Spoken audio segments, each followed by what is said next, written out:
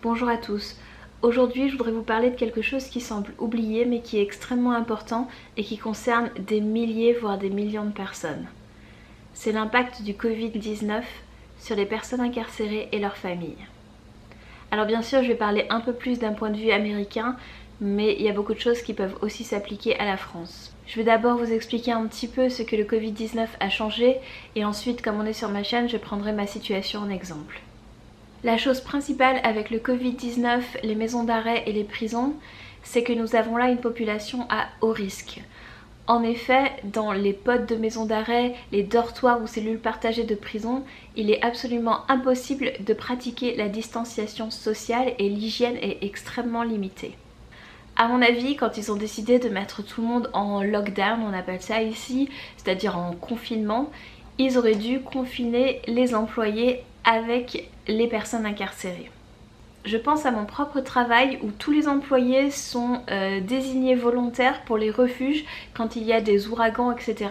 On n'en a rien à faire que vous ayez d'autres choses à faire, on n'en a rien à faire que vous soyez partis. Il faut que vous alliez en refuge, que vous ayez des enfants, une maison, peu importe des choses dont vous avez à vous occuper, ils s'en fichent. Vous devez être là, point barre. Et ça peut durer une journée, 2 jours comme une semaine. Et je pense que dans cette situation particulière, c'est vraiment quelque chose qui aurait dû être considéré et mis en place. Dès qu'on a eu les premiers cas ici, on aurait dû avoir plus personne qui rentre ou qui sort des prisons et on verrait pas aujourd'hui tous ces chiffres qui augmentent sans arrêt. Je pense également que si les employés avaient été coincés à l'intérieur, il y aurait eu plus de motivation pour que la situation retourne à la normale le plus rapidement possible. Dans certains états, et ça comprend la Floride, on peut avoir des gardes qui ont seulement 18 ans. Et ici, au tout début de la pandémie, on a eu un gros problème parce que c'était Spring Break et on avait tous ces jeunes qui faisaient la fête à la plage, dans les bars et on a eu une augmentation comme ça des cas positifs de Covid-19. Et je peux vous assurer que certains de nos gardes de 18 ans devaient faire partie des fêtards. Et ici nos chiffres ils sont vraiment mauvais. Notre gouverneur il arrête pas de trouver des excuses comme quoi non pas vraiment, c'est juste qu'on teste plus de gens. Si vous testez plus de gens forcément vous aurez plus de résultats positifs. Mais il n'y a pas vraiment d'augmentation.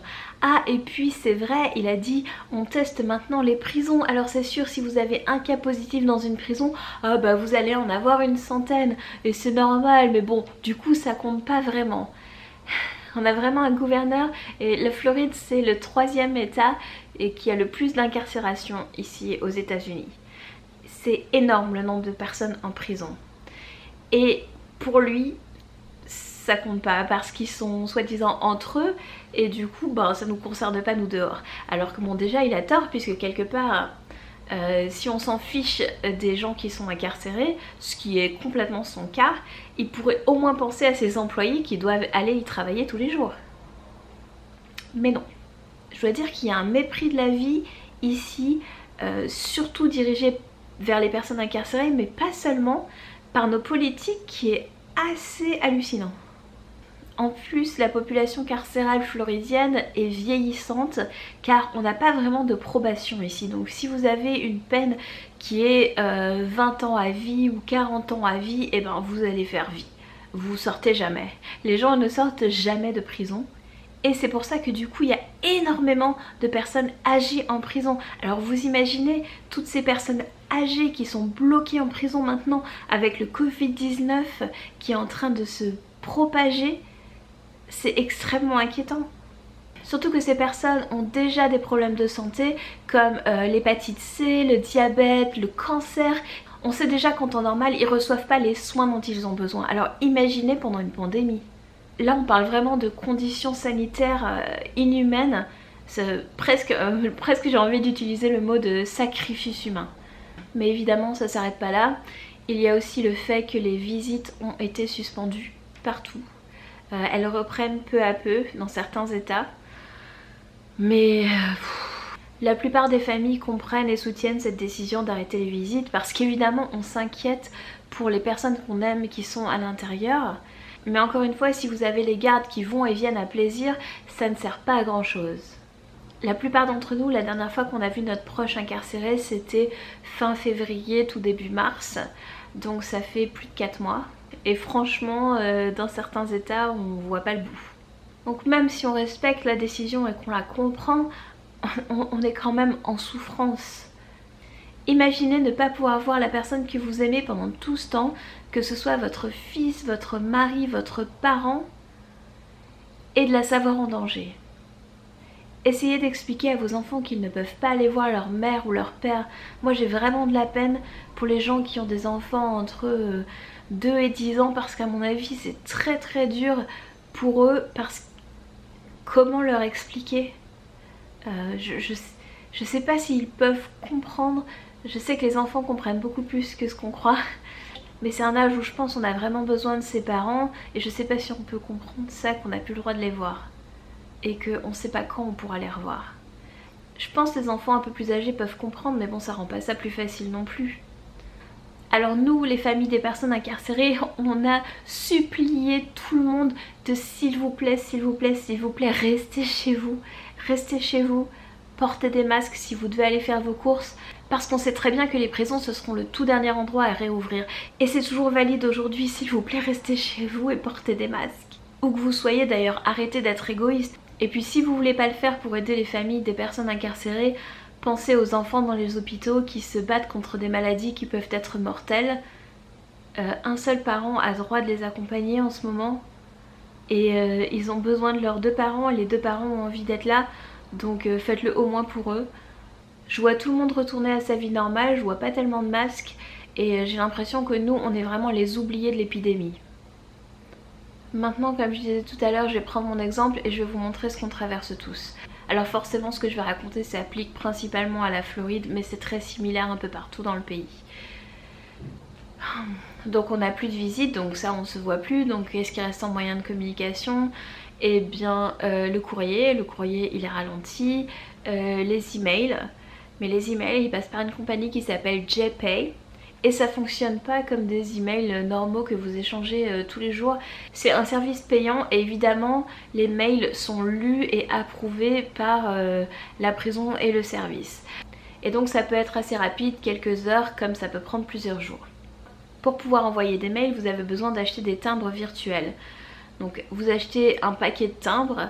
Avant, on achetait un paquet de timbres et on pouvait l'utiliser sur tous nos contacts, les contacts qu'on pouvait avoir un peu partout aux États-Unis.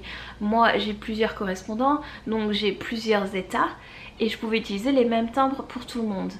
Et les prix sont différents suivant les États. Donc j'ai acheté mes timbres à Washington pour mon PP de Washington parce qu'ils étaient beaucoup moins chers. Je payais 10 $ pour 60 timbres et je pouvais aussi les utiliser sur mon mari qui est en Floride. Et c'est le moment que JPay a choisi pour décider que maintenant vous pouvez plus faire ça. Vous devez acheter des lots de timbres dans chaque état. Donc moi maintenant je dois acheter un lot de timbres à Washington, un lot de timbres en Louisiane, un lot de timbres en Floride. Chaque état a ses prix comme je disais et donc maintenant j'utilise principalement pour mon mari. Mon mari est en Floride et donc le prix c'est 25 $ pour 70 timbres. Je rappelle, je payais 10 $ pour 60 timbres. Alors vous imaginez bien que maintenant que je paye plus du double, on a dû drastiquement réduire nos communications. Avant on s'envoyait entre 2-3 emails par jour, en plus de lettres manuscrites. Maintenant peut-être un mail par jour. En plus, comme je disais, il faut que ce soit approuvé, etc. Je sais pas si c'est les gardes qui se font un peu plaisir en ce moment, mais les emails, moi j'ai pas eu d'email pendant une semaine, et puis après j'ai eu tous les emails le même jour, quoi. Donc super. Et donc quand on reçoit rien, on n'a pas de nouvelles, hein. On sait pas ce qui se passe, on sait pas comment ils vont. Et je vous rappelle, il y a l'épidémie qui est en train de se propager à vitesse grand V dans les prisons en ce moment. Et aussi à cause de son niveau de sécurité, on n'a pas droit aux appels, on a droit en fait à un appel par mois de 15 minutes. Alors le directeur de la prison a été extrêmement généreux. Non. Il nous a donné 2 appels par mois. Je sais même pas quoi dire face à ça parce que nous on n'arrête pas de demander un appel par semaine. Et ils ont plus de visite. Donc je vois pas en quoi c'est compliqué de leur passer le téléphone 1 fois par semaine. Mais non, on veut pas nous le donner. On ne veut pas nous le donner. Et donc si malgré tout ça vous arrivez quand même à être un peu en communication avec la personne que vous aimez, vous ne pouvez jamais vraiment savoir comment elle va, puisque vous vous doutez bien qu'ils peuvent pas tout écrire ou tout dire au téléphone alors que c'est lu et écouté. Les visites, c'est vraiment le seul moment où vous pouvez avoir une discussion plus ou moins privée et voir comme ça que la personne, elle va bien, elle est physiquement toujours entière. Alors bien entendu, mon mari et moi, on n'a plus de visites comme tout le monde. On a loupé aussi énormément de fêtes. Nous avons loupé pas mal de jours fériés. Alors les jours fériés, ce sont des visites bonus, donc c'est toujours agréable. Vous pouvez voir la personne 2 fois dans la semaine au lieu d'1 fois. Wouhou! Et vous savez, quand vous pouvez pas voir la personne que vous aimez aussi souvent que vous voulez, toutes ces petites visites en plus, vous y tenez beaucoup. Et c'est très triste de les louper. Peut-être vous êtes en train de vous dire mais quelle chouineuse. Alors oui, si ça s'arrête maintenant, on pourrait se dire ah bon, c'était 4 mois, c'était difficile mais c'est terminé, c'est bon, la vie reprend son cours. Mais non, le problème c'est ça, le problème c'est qu'il n'y a pas de fin pour nous. Personne ne parle de réouvrir les prisons. Les cas positifs continuent d'exploser partout.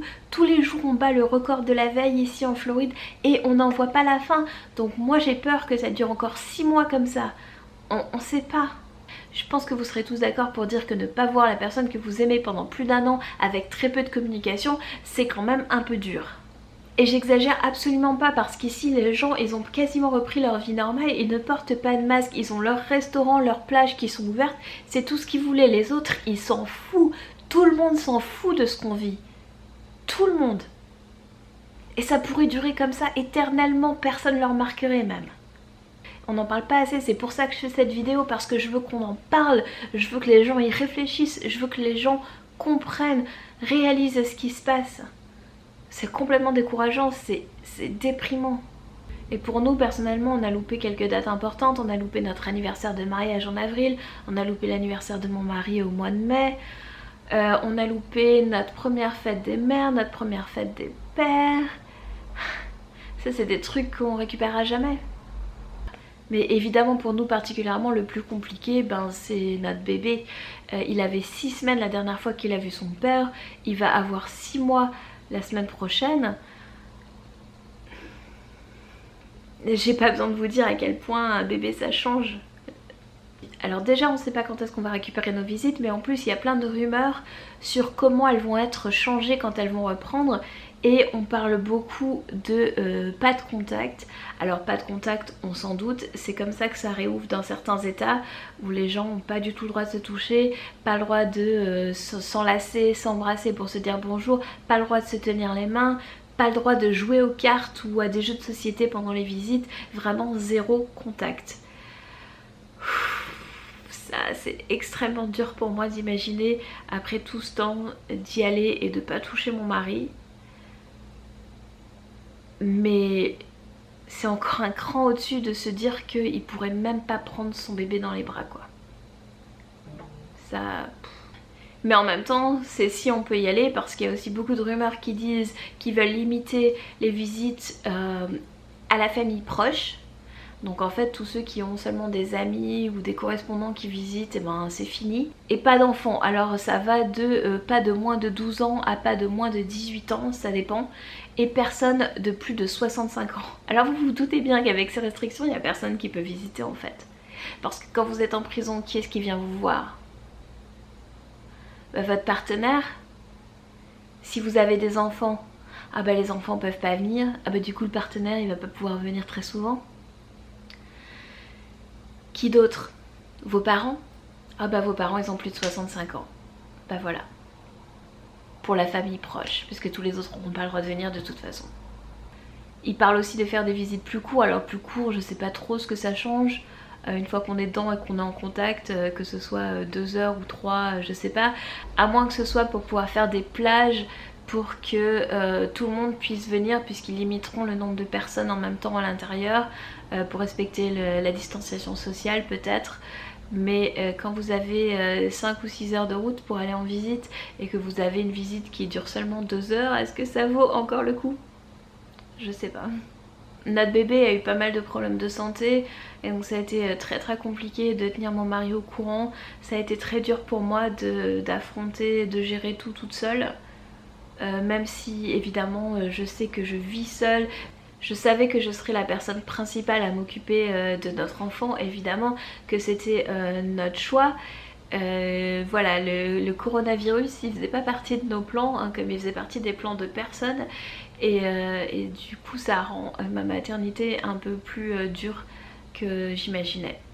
Pour les personnes qui sont à l'intérieur, évidemment c'est encore pire. Les visites c'est tout ce qu'ils ont. Les visites c'est tout pour eux. Et c'est la seule raison pour laquelle ils supportent 50 000 règles débiles, des ordres à la con. Parce que... En gros c'est un peu leur raison de filer droit. D'ailleurs on dit tout le temps que si on leur enlève les visites, ils n'ont plus rien à perdre quoi. Donc là ils sont à cran, ils n'ont pas de récompense en vue. En plus en Floride il fait une chaleur, c'est insupportable. À l'intérieur je vous dis même pas. Donc vraiment c'est très très dur pour eux de continuer à prendre sur eux et à accepter d'être traités comme ils sont traités, juste parce qu'un jour peut-être ils récupéreront leur visite.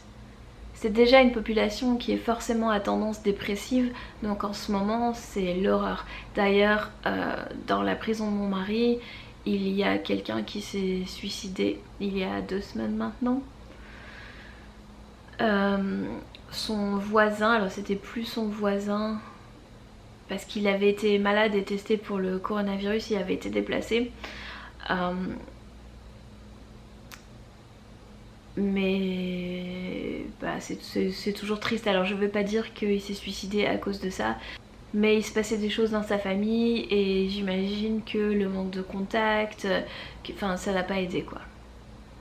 Pour moi c'est juste cruel ce qu'ils vivent.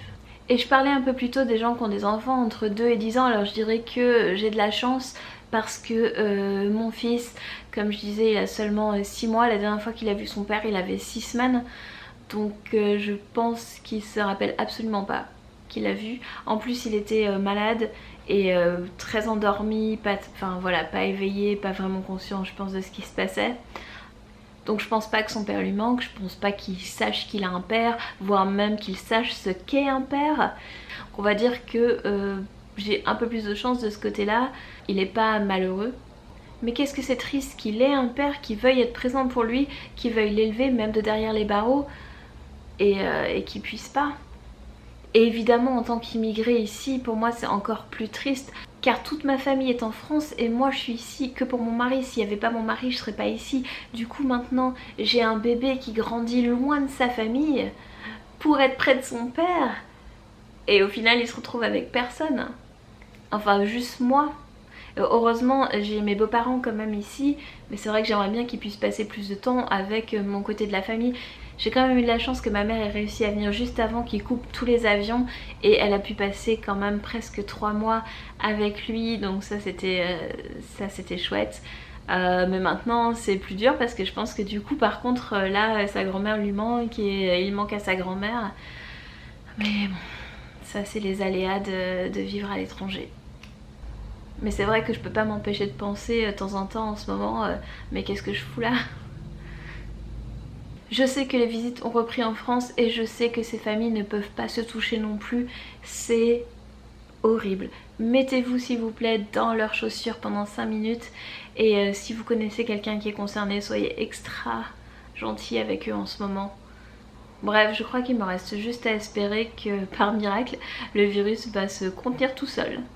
Parce qu'ici on fait pas grand chose pour le contenir, mais bon, je vais radoter. Donc je m'arrête là. Merci de m'avoir écouté, prenez soin de vous et à bientôt dans une prochaine vidéo. Bye.